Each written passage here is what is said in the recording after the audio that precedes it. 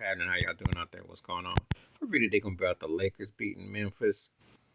And at first, uh, I thought Russo was right. I thought talent wise, Memphis would win. I thought a couple other people thought Memphis was going because of the talent. But the first game was very telling. The second game was telling. Of course, when they got back to LA, they got blew out in the first quarter about a week ago. What was telling is this: if they use their guard play and they use it the right way, they could beat the Lakers. The Lakers had the size. The Lakers had better perimeter and the bench because Hiroshima, he was big. Um, Reeves had moments, but D'Angelo Russell was the X factor. Vanderbilt on the blocks. AD had his games with defense, and LeBron had some moments, but D'Angelo Russell hitting them threes was huge. Ja Morant, electrifying in the air, still got to learn how to shoot on the ground. Luke Kennard was a revelation as far as off the bench and shooting. Dylan Brooks is okay, all right on defense, but he don't score enough and he don't do enough to run his mouth.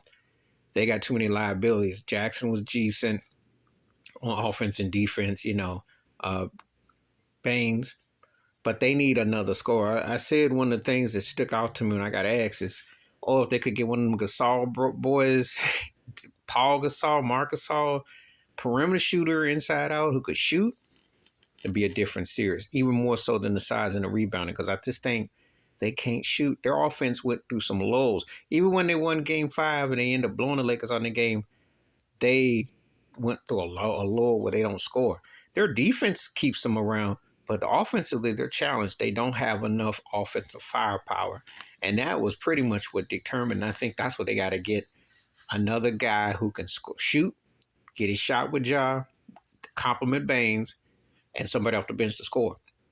I think those two things, and I think their coach has to be held accountable because they just got out hustle, they got outmanned, they got out physical, and more importantly, they were beat in a finesse way where they had opportunity. Had they won that game in LA, Game 4, which they lost in overtime, they could have ridden the ship, but they're just not technically where they're supposed to be. And you can't be talking that kind of trash that you're the best in the West and all that, because it comes off like y'all playing thug real ball.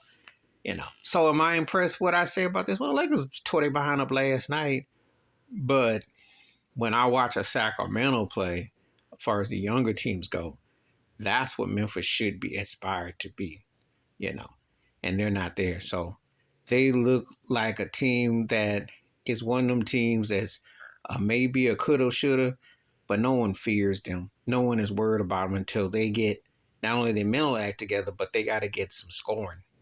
They need to come with some firepower and not their mouths. As for the Lakers, they did what they supposed to do, but remember, they're walking a tightrope. I'm not that impressed still.